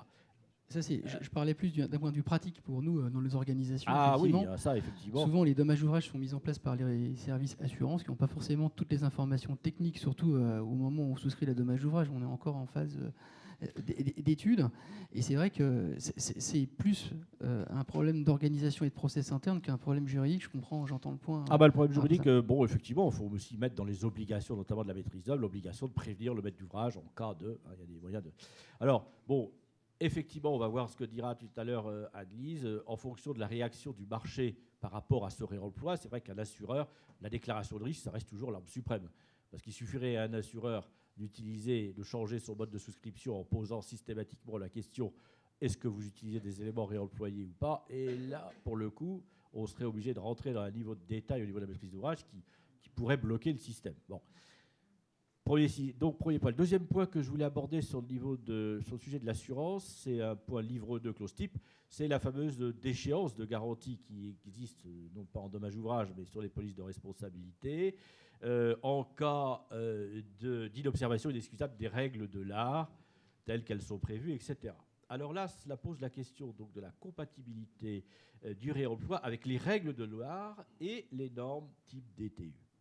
Alors là, bon, je ne suis pas un spécialiste de ce que contient ou de ce que ne contient pas les DTU. D'ailleurs, j'ai référé à Sébastien Duprat là-dessus qui m'a éclairé. Effectivement, normalement, sous réserve, les DTU n'ont pas pour vocation de traiter des conditions du point de savoir si on utilise des matériaux neufs ou d'occasion. Elles définissent des conditions de mise en œuvre et de performance, mais je ne suis pas certain qu'elles rentrent dans ce détail. Donc, est-ce qu'on serait contraire au DTU en utilisant des matériaux réemployés? On n'en est pas certain. Et alors, pour finir, un petit couplet historique que je tiens à temps, c'est sur les règles de l'art.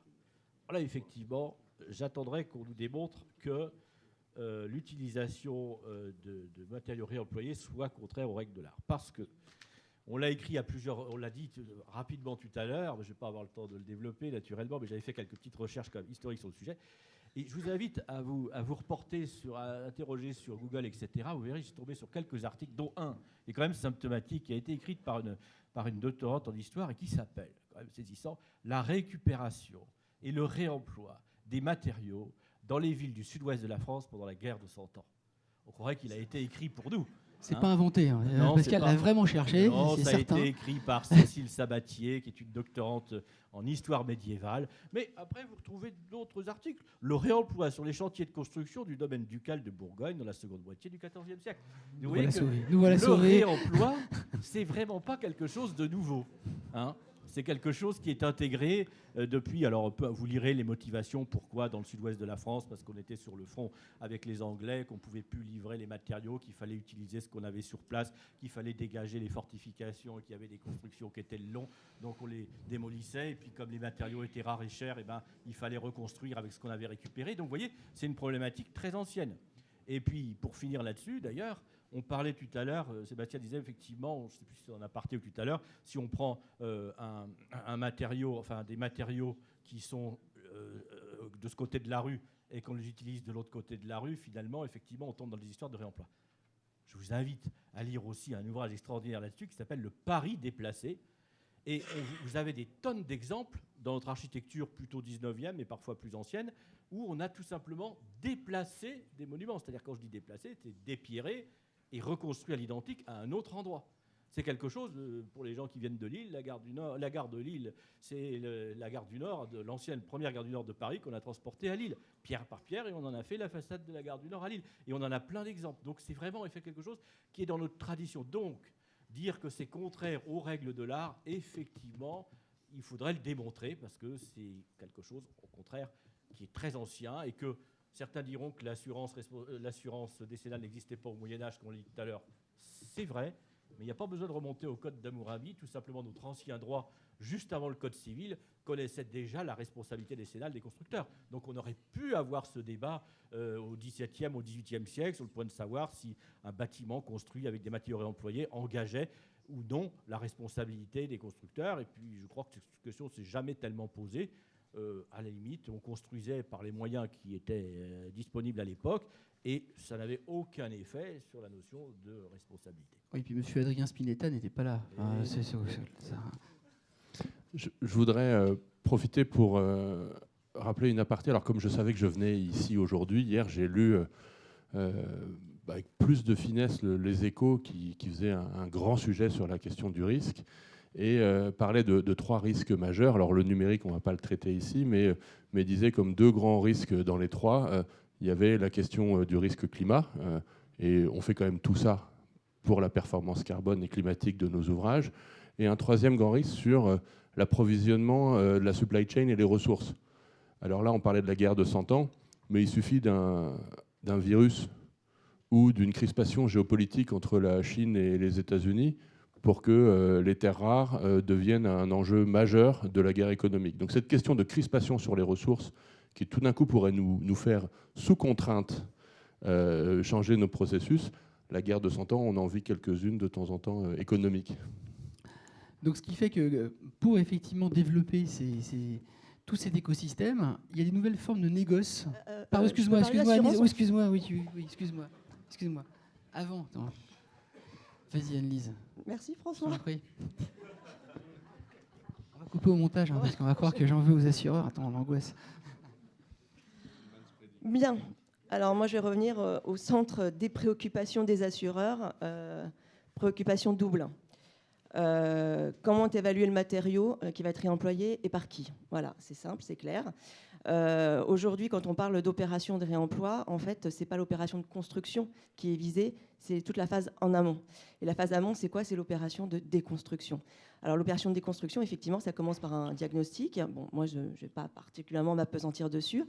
Mais après, il y a deux autres phases qui sont importantes. On en a parlé, il y a la déconstruction. Et donc là, je réinsiste que la déconstruction est clé parce que, effectivement, pour récupérer des matériaux qui auront besoin d'être le moins reconditionnés possible, on a besoin d'avoir une filière qui se structure et qui sache déconstruire élément par élément en fonction de chaque typologie d'éléments.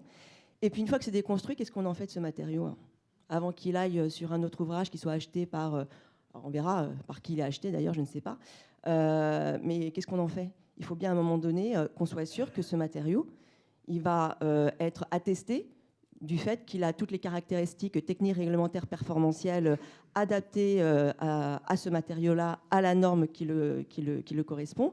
Derrière, il va être réemployé dans un ouvrage. Ça veut dire qu'il y a à minima une durée de 10 ans. Donc une pérennité de 10 ans pour l'ouvrage, mais enfin un ouvrage, c'est pas que la décennale. L'ouvrage, c'est des durées de vie jusqu'à, en moyenne, quoi, c'est 50 ans. Quoi. Donc il y a quand même, non, un peu moins, quand même plus, ça dépend des ouvrages. Bon. Mais enfin, ce que je veux dire, c'est que l'objet, évidemment, pour nous, assureur construction, ça va être la décennale, mais il n'y a pas que la décennale, il y a également au-delà. Et ça répond aussi un petit peu à ce qu'évoquait François, votre consommateur qui achète un ouvrage qui a été construit en réemploi, c'est pas parce que c'est en réemploi qu'il doit se dire qu'il a un ouvrage de moins bonne qualité, parce que là, effectivement, ça veut dire que côté assureur construction, on a beaucoup de soucis à se faire, et vous également. Donc nous, en fait, ce qu'on voit aujourd'hui, alors je vais être tout à fait claire sur ce sujet-là, Au niveau de la FFA et donc des assureurs construction, le réemploi, on y travaille depuis 1 an dans un groupe de travail. Donc pour vous dire qu'on est même dans l'anticipation, parce que nous avons décidé de prendre ce sujet et de voir dès maintenant comment accompagner l'ensemble des professionnels justement sur cette thématique. Donc bien évidemment, nous sommes là pour pouvoir vous accompagner sur le réemploi, mais l'idée c'est de le faire de façon structurée. Or aujourd'hui, il n'y a aucun process qui existe, et c'est normal puisqu'on est sur quelque chose d'émergent, mais nous avons besoin, et vous avez besoin également, de travailler dans un cadre, on va dire, normalisé ou qui se normalise, avec un référentiel qui soit partagé par le marché pour savoir comment ce matériau va être qualifié. Il y a des tests peut-être à faire et les tests ne sont pas les mêmes en fonction des matériaux. Il va y avoir des préconisations sur le reconditionnement à faire, des préconisations sur le stockage. Il y a quand même une étape importante. Et rappelez-vous, quand je parlais de la chaîne de valeur sur la question du recyclage, là, on y est. Nous, la chaîne de valeur, on ne la retrouve pas. Là, on a un maillon manquant. Et donc, il faut savoir qui va se substituer à ce maillon manquant parce qu'il y a quand même une responsabilité forte qui va peser, nous on l'appelle sur ce qualificateur, pour pouvoir attester que le matériau peut être réemployé. Donc, côté de la FFA, nous poussons très fortement toutes les unions métiers à se prendre en main sur leur famille de produits et à travailler sur... nous, on préconise qu'ils travaillent sur des règles professionnelles concernant leur famille de produits pour voir avec une méthodologie arrêtée et partagée comment ce produit, en termes de réemploi, peut être tout simplement accepté sur tous les process que ce produit doit passer. J'en profite pour vous dire que dans le cadre de la Fondation Bâtiment Énergie, il y a un travail qui est mené justement sur ce sujet-là, puisque c'est dans le cadre de la feuille de route de l'économie circulaire, la FREC, dans les nombreuses mesures qui sont arrêtées par cette feuille de route, il y a une mesure qui concerne justement l'établissement de guides méthodologiques pour le réemploi, donc de vérification d'un process de vérification des matériaux pour être réemployés. Donc je sais que le CSTB travaille dessus et je crois savoir qu'il y a peut-être même un guide concernant plus particulièrement le parquet qui pourrait très prochainement voir le jour. Donc nous sommes totalement favorables pour que les unions de métiers travaillent sur ce sujet-là.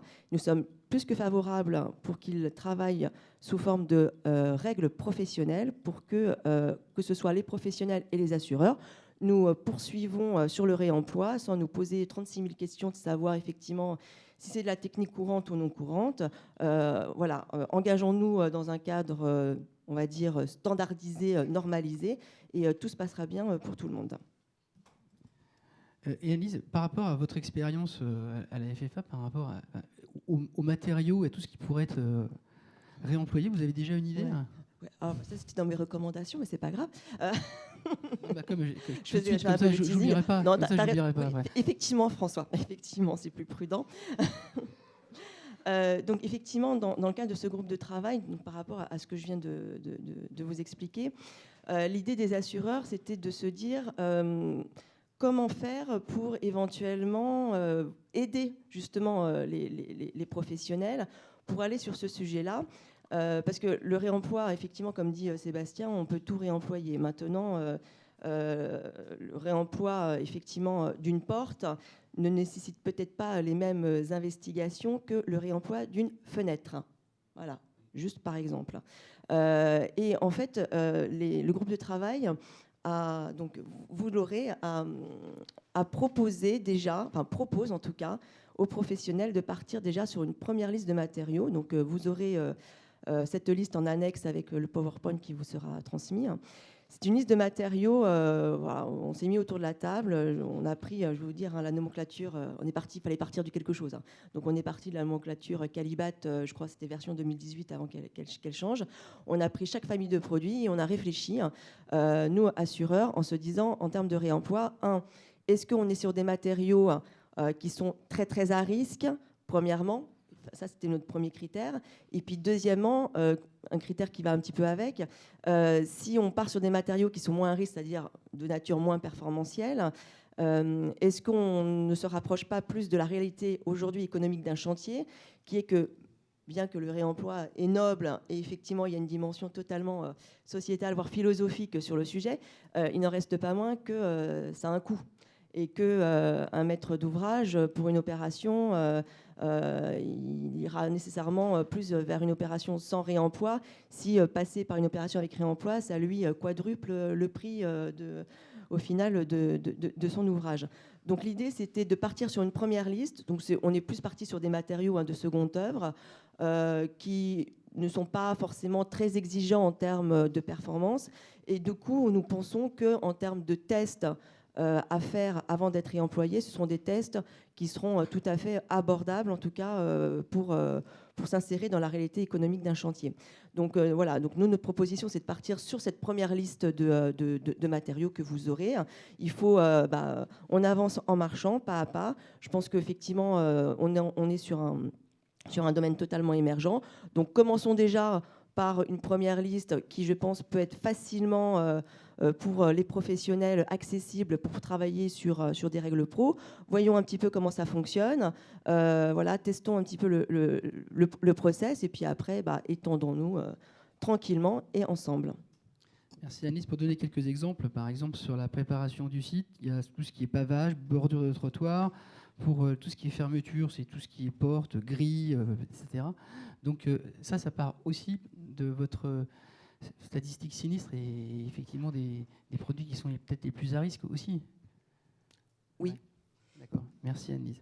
Bon, donc merci. Je trouve que c'est important parce qu'on a besoin que les assureurs nous accompagnent sur ces sujets-là. On est pressé, on est effectivement pressé par la réglementation, on est pressé aussi parce qu'on a envie de faire évoluer notre modèle et on souhaite que les assureurs nous accompagnent rapidement et sans attendre effectivement des retours statistiques pour nous couvrir sur ces polices-là. Donc, comme je le disais tout à l'heure, effectivement, des nouvelles formes de négoce apparaissent puisque effectivement on a besoin de structurer cette filière. Il y a plusieurs formes de plateformes de négoce. La plus traditionnelle, tu veux peut-être la commenter, Sébastien, là-dessus ? Bon, voilà, c'est effectivement un maître d'ouvrage qui achète à une entreprise, qui achète à un fabricant. Donc ça, il n'y a pas tellement d'intérêt. Par contre, ce qui est plus intéressant, c'est que le schéma avec le réemploi, et là peut-être que Anis, on va faire à deux voix. Enfin, Sébastien, oui, moi j'avais proposé deux schémas parce que effectivement, ça rejoint aussi un petit peu ce qu'expliquait Pascal. Aujourd'hui, effectivement, il y a une nouvelle forme de négoce qui se met en place avec l'apparition de plateformes. Et donc, comme je vous disais, notre sujet est qui va prendre la responsabilité de qualifier ce matériau. Alors, un premier schéma avec la présence d'une plateforme peut être le suivant. Vous avez un maître d'ouvrage A qui fait donc déconstruire son bâtiment. Vous avez une plateforme qui va effectivement servir de transit entre le A et le B, mais cette plateforme, elle ne va pas servir que de transit, elle va acheter et revendre. Alors, j'ai envie de dire, pour nous, c'est un peu le schéma idéal. Voilà, soyons clairs. Ça, j'ai bien compris. Alors, pour nous, assureurs, voilà, parce que là, je retrouve mon maillon qui me manquait. C'est clair que la plateforme qui va revendre auprès de l'entreprise, certainement, ou éventuellement du maître d'ouvrage, mais c'est plus généralement l'entreprise, là, va porter la responsabilité de vendre un produit qu'elle aura nécessairement dû vérifier et qu'il faudra absolument qu'elle certifie être conforme à toute la norme qui le concerne. Donc une responsabilité claire, nette, précise, en appliquant bien évidemment le référentiel qui aura été depuis élaboré par les professionnels sur la question. Bon. La deuxième forme de schéma qui apparaît, c'est qu'on a toujours notre plateforme qui existe. Mais là, elle n'achète pas et elle ne revend pas. C'est juste un intermédiaire qui assure une mise en relation entre un vendeur qui sera A et un acheteur qui sera B. Donc là, on a un peu plus de difficultés parce qu'on a quand même toujours besoin d'avoir notre qualificateur. Alors, soit, on va dire, il y a plusieurs possibilités. Vous pouvez avoir des plateformes qui proposent ce service-là, donc de recourir elles-mêmes à ce qualificateur pour pouvoir attester que le matériau est conforme avant de le revendre à l'entreprise. Mais vous avez également la possibilité que ce soit tout simplement peut-être l'entreprise à un moment donné qui vient acheter sur la plateforme, qui n'a pas de garantie finalement que le matériau est estampillé, a passé les tests, est conforme à la norme Trucmuche. Et ça sera certainement du coup à l'entreprise peut-être, ou au maître d'ouvrage de l'opération, je ne sais pas, en tout cas de mandater le qualificateur. Nous, assureurs construction, on impose qu'il y ait ce passage-là pour qu'il n'y ait aucune difficulté derrière, après, dans les bonnes relations que nous avons tous avec nos assurés respectifs. Et surtout s'il y a un sinistre qui arrive et qu'on voit que c'est un problème de produit. Donc, il faut absolument qu'on ait ce maillon, ce qualificateur, qui puisse être là. Alors, à part qui il est mandaté et en fonction les responsabilités, on a plusieurs schémas contractuels possibles, mais ce maillon est incontournable. Voilà. Merci Annie. Donc toi, Sébastien, tu es plutôt dans ce schéma-là.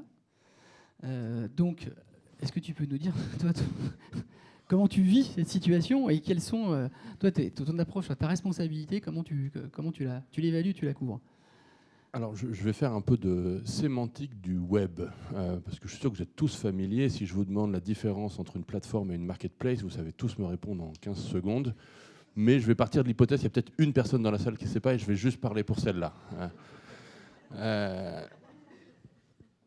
Vous avez peut-être remarqué que Deliveroo n'a inventé ni le vélo, ni le burger. C'est une plateforme. C'est-à-dire qu'il agrège de manière digitale des services qui existent de manière indépendante de cette plateforme pour rendre un service global plus grand que de les mettre à la chaîne en contractualisant avec chacun des acteurs. Une marketplace, c'est un dispositif où le niveau de service, le niveau de prix va être élaboré exclusivement par un équilibrage de l'offre et de la demande. On peut être une marketplace sans être une plateforme, c'est-à-dire on peut juste mettre en avant des offres et des demandes et voir à quel prix s'opère la transaction. Et on peut être une plateforme sans être une marketplace. Aujourd'hui, pour le réemploi, notre position et notre positionnement souhaité, c'est celui d'être les deux. C'est-à-dire de pouvoir offrir des solutions de garantie, d'expertise, de logistique qui vont fiabiliser et professionnaliser tout le processus amont et aval du réemploi, au-delà de la transaction, et en même temps d'établir un niveau de prix de cette transaction qui soit le reflet de l'offre et de la demande de ce matériau. Et c'est ça aujourd'hui le sujet, parce qu'on est encore dans un marché non mature. L'offre est infinie, la demande est rikiki aujourd'hui en matière de réemploi. Si je vous demande à un déconstructeur, est-ce que ça te dirait de vendre ce qu'avant tu payais pour éliminer, je ne vais pas avoir beaucoup de résistance. Par contre, si je devais voir un maître d'ouvrage en lui disant est-ce que ça t'intéresse d'intégrer du réemploi partout dans ton chantier, le frein psychologique est un peu plus fort. Donc nous, aujourd'hui, on a décidé ce double positionnement, c'est à la fois d'agréger les services qui manquent, l'expertise, l'assurance, la garantie, avec une offre spécifique d'un produit d'assurance complètement inédit dans le secteur qui consiste à réassurer des produits dont on n'a jamais été le propriétaire pour lever le frein essentiel qui est que dans nos opérations, il y a toujours un maître d'œuvre, il y a toujours un diagnostiqueur, il y a toujours un maître d'ouvrage, il y a toujours une entreprise, chacun faisant son métier exactement de la même manière qu'avant de nous rencontrer. Par contre, celui qui manque autour de la table, c'est l'industriel, puisque lui, il est plus partie prenante de la transaction. Bizarrement, vous pouvez acheter un iPhone d'occasion et avoir une police d'assurance quand bien même il y a une obsolescence technique et une complexité électronique bien supérieure à celle d'un parpaing, et vous arrivez à vous faire assurer cet iPhone. Vous pouvez acheter une voiture d'occasion et rouler à 200 km/h sur une autoroute allemande et risquer votre vie et plusieurs vies, et vous n'avez pas de mal à faire assurer cette voiture. Aujourd'hui, vous récupérez un parpaing d'une fin de chantier Bouygues pour la remettre sur un nouveau de chantier Vinci, ben c'était compliqué de trouver un assureur. Ou Eiffage. Non, mais c'est pour assurer la pluralité. C'est trop tard. Bon, merci Sébastien. On va passer à un autre intervenant. C'est pas possible. C'était pour assurer la pluralité. Bon, on travaille avec tout le monde. Ouais, on en reparlera tout à l'heure. Bon, mon temps de parole va être écourté. Juste pour dire que le troisième intérêt d'être une marketplace, c'est justement cette idée d'être un tiers. Je ne veux pas dire de confiance, hein, on est raisonnable, on est une start-up, on est des rigolos, on n'existait pas il y a 2 ans et on ne sait pas ce qu'on fera demain. Soyons très précis. En revanche, c'est sûr que pour des acteurs qui sont par ailleurs dans un jeu concurrentiel acharné, le fait d'avoir une condition de transaction unique, une condition d'assurance unique, une visibilité, une transparence du prix et des conditions de vente, ça permet plus facilement à des concurrents de collaborer sur des ventes que s'ils doivent se débrouiller entre eux, se mettre d'accord entre eux selon un prix qu'ils déterminent entre eux. Et donc finalement, le fait d'être un tiers transactionnel, ça permet à tous les grands constructeurs d'avoir accès à des ressources dans des conditions unitaires. Voilà. Et ça, ce positionnement-là, il est celui qu'on essaye de développer. Je suis persuadé que, de la même manière que Renault Occasion est le plus gros centre de profit du groupe Renault en France, bien plus que de vendre des Renault neuves, que demain, le négoce et le premier positionnement qui consiste à acheter des ressources d'occasion, les revendre d'occasion en ayant tout le rôle de distributeur, il va s'installer. Mais pour l'instant, le modèle est suffisamment émergent pour qu'il n'y ait pas de garantie sur les flux, que ce soit compliqué d'investir dans un modèle de négoce, alors qu'on n'a pas la clientèle sécurisée et la ressource sécurisée. Donc dans cette phase d'accélération et de massification, le modèle plateforme, il fait sens, parce que si on n'a pas d'acheteurs, on n'a pas de transactions et on n'a pas de coûts. Alors qu'un modèle de négoce, il faut faire un stock, le gardienner, l'assurer, le mettre hors d'eau, hors d'air. Et ça, c'est un coût avec une probabilité de revente qui reste encore faible aujourd'hui. On vend à peu près 15% des ressources qu'on nous confie. Ça veut dire qu'il y en a 85% qui finissent quand même à la benne. Dans un modèle de négoce, autant dire que j'aurais bu le bouillon depuis bien longtemps s'il avait fallu que j'achète 100% des ressources pour n'en vendre que 15%. D'où, dans cette phase d'accélération, un modèle de transaction un peu différent qui est celui de la marketplace et de la plateforme. Merci Sébastien. Donc j'ai demandé à mes 3 intervenants, peut-être en 2 mots, quelles sont leurs recommandations pour que tout ça fonctionne et puis qu'on puisse effectivement aller de l'avant. Donc Sébastien, tu viens effectivement d'indiquer qu'il y avait encore du chemin à faire. Il y a quelques plateformes au-delà de CycleUp qui se développent aussi. Attends, juste un truc. Non, c'est pas de bonne guerre. On a beaucoup parlé de la France, on n'a pas beaucoup parlé de l'international. Là, je voulais en venir, ne t'inquiète pas. C'est par rapport au périmètre d'intervention. Là, on est sur des chantiers, sur des matériaux qui circulent a priori en France, au sein de la France. Simplement, il faut se projeter un peu aussi. Alors, sans parler des matériaux chinois, j'ai bien compris que tu adorais effectivement les produits qui arrivaient de Chine. Ça sera aussi un sujet aussi, effectivement, qu'il faudra prendre en compte. Donc, en 2 mots, toi, Sébastien, qu'est-ce que tu peux donner comme élément pour une meilleure économie circulaire ? Alors, en 2 mots, la loi économie circulaire et la feuille de route économie circulaire n'est qu'une transposition d'un paquet économie circulaire européen. Et donc, il y a une forme d'homogénéité du droit et des conditions de projet qui sont dans toute l'Union européenne. Aujourd'hui, on a ouvert en Belgique et au Luxembourg. On a prévu d'ouvrir dans 2 ou 3 autres pays européens en 2020. Et donc, il y a une maturité qui est là en Europe de l'Ouest. Très honnêtement, pas en Europe du Sud, où le secteur des déchets du bâtiment est largement criminalisé. Et je n'ai pas très envie de finir mes jours à Palerme, en tout cas pas maintenant. Donc c'est un vrai sujet, mais nous, on sent qu'il y a un espace pour créer un leader européen, pour que l'Europe et que la France s'imposent un leadership. Il y a 2 pays qui sont un peu plus en avance que nous aujourd'hui, qui sont la Belgique et les Pays-Bas, mais qui sont des petits marchés. Et je pense que si on arrive à aller vite sur notre marché français, on pourrait créer un leader européen, un leadership européen sur ce sujet, et c'est mon espoir. Merci Sébastien. Anne-Lise, tu as dit effectivement un certain nombre de choses que tu peux... Non, en quelques mots, effectivement. Première recommandation, s'il vous plaît, les unions de métiers, moi je m'adresse aux professionnels. Travaillez tout de suite, mettez-vous autour de la table pour créer des règles professionnelles pour vos familles de produits. Je repensais cette nuit, parce que je réfléchissais un petit peu, et je repensais à ce beau programme Rage 2012, où quand même, en très très peu de temps, assez rapidement, nous avons quand même eu un certain nombre de recommandations professionnelles, règles de l'art, Grenelle de l'environnement, concernant les performances énergétiques des bâtiments qui ont été faites, avec les professionnels qui se sont mobilisés, recommandations professionnelles d'ailleurs qui ont été intégrées dans l'évolution de la définition de la technique courante. Aujourd'hui, nous, on se base également sur des règles professionnelles. Je pense que le travail n'est pas énorme pour pouvoir rapidement structurer la filière en fonction des différentes familles de produits. Et moi, je vous invite effectivement à regarder de près la liste qui vous sera fournie et de privilégier ces types de matériaux en priorité. Les assureurs sont là, ils sont là depuis 1 an en travail et ils continuent de travailler ensemble pour pouvoir accompagner l'ensemble de la filière. Donc, comptez sur nous, en tout cas, dans cet accompagnement. Merci Anne-Lise. Pascal, quelques mots?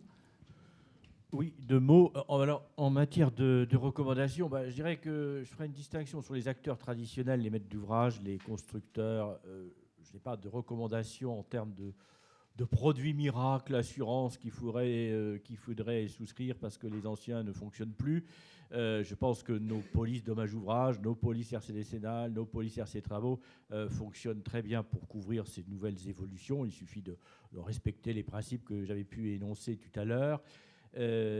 Par contre, effectivement, pour ces nouveaux acteurs, pour les déconstructeurs, pour ces plateformes, les juristes ont un nom pour ces plateformes, on appelle ça les plateformes collaboratives.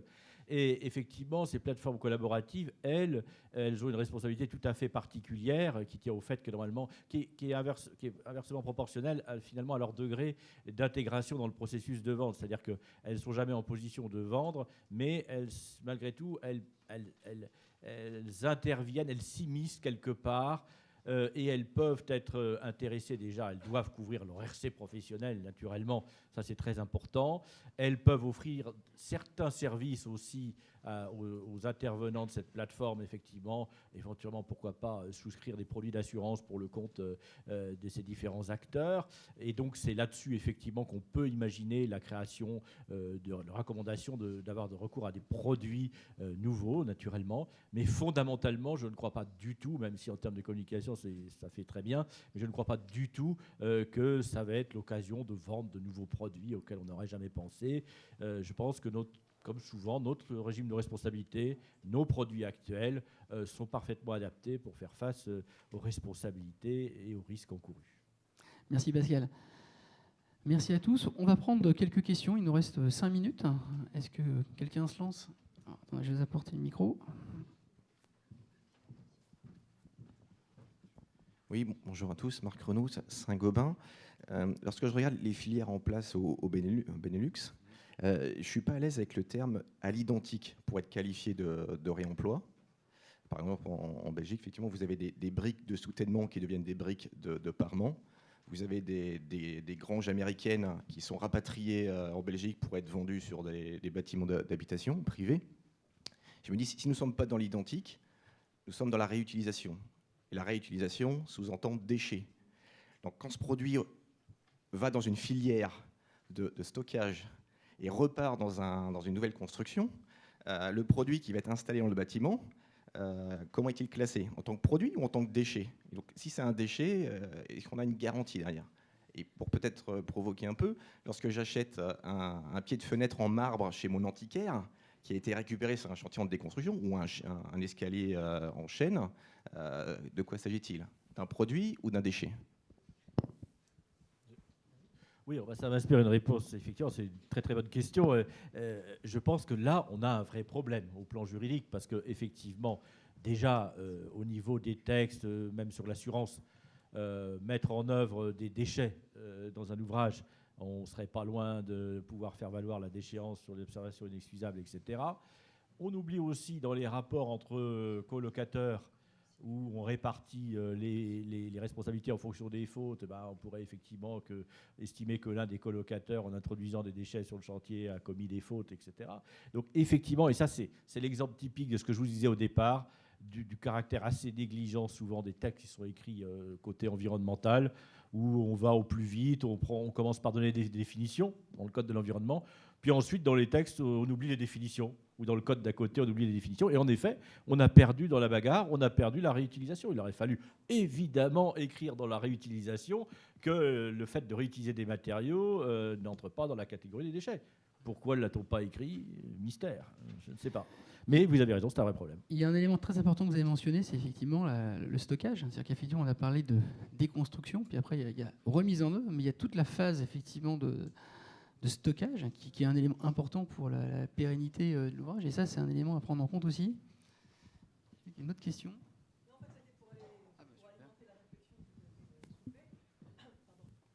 Si on se resitue dans le cadre plus général, ça n'est qu'une chaîne de contrats de vente. La qualification de déchets ou de matériaux de réemploi, je pense, ne fait pas échec au droit commun de la vente qui s'applique dans la succession des chaînes de contrats. Enfin, en tout cas, je soumets à la réflexion cette façon de voir les choses. Oui, si on en reste sur le terrain du droit de la vente. Moi, je parlais sur le terrain de la mise en jeu de la responsabilité décennale ou autre, où là, ça peut être un peu différent. Il est communément retenu que ce qui définit un déchet, c'est d'être destiné à l'abandon. À partir du moment où on est destiné à la vente, on peut plaider le fait qu'il n'a pas le statut de déchet tant qu'on le destine à la vente. Mais comme l'a expliqué Anne-Lise, selon les définitions qu'on retient, on peut implicitement passer par le statut de déchet. Et je pense que ça doit être corrigé dans les décrets d'application de la loi économie circulaire, sinon on va avoir des soucis. Dans la loi même, ce serait mieux, parce qu'il y a un problème de hiérarchie des normes. Ça vient d'être voté, donc... Oui, mais il faudrait, à mon avis, elle vient d'être votée, mais on peut toujours imaginer de la modifier malgré tout sur un point. Il vaudrait mieux que ça passe par la loi, à mon avis. Mais bon. Bonjour à tous, Patricia Jagnac, Eiffage Énergie Système. Est-ce que nos écoles nous accompagnent dans cette évolution enfin, ce virage qu'on va prendre? On sait que quand un incident survient, la première question de l'assureur, c'est l'entreprise doit démontrer qu'elle a fait faire la prestation par un personnel qualifié, compétent. Tout à l'heure, Monsieur Duprat, vous avez employé ces termes, vous avez dit, nous, quand on fait le tri, le personnel est qualifié, le personnel est compétent. Ça sort d'une école, il y a des diplômes, il y a un cursus scolaire, ou comment on fait pour démontrer la qualification du personnel qui fait le tri à la base? Aujourd'hui, on s'appuie sur des qualifications professionnelles existantes, c'est-à-dire si on est architecte, on est compétent pour déterminer la qualité ou la pérennité d'un matériau. Si on est diagnostiqueur, on l'est aussi. Par contre, on ne l'est pas spécifiquement dans le cas d'usage du réemploi et de la réutilisation. Donc on fait une extension implicite. La loi économie circulaire prévoit le niveau de qualification qui devrait être déterminé pour faire ces diagnostics ressources. On n'a pas encore les détails de cette qualification. Donc on est un peu dans le flou là. Et effectivement, il y a bien donc une filière à structurer de A à Z à ce niveau-là. C'est à nous de le faire, j'ai bien compris. Les assureurs sont prêts et on va être en retard, ça continue. Bon, eh bien, écoutez, merci beaucoup à tous. Merci Anne-Lise, merci Sébastien, merci Pascal. On a essayé d'être le plus synthétique dans le temps qui nous est imparti. Merci de remplir aussi les petites feuilles d'évaluation et puis je vous souhaite de belles rencontres. Au revoir.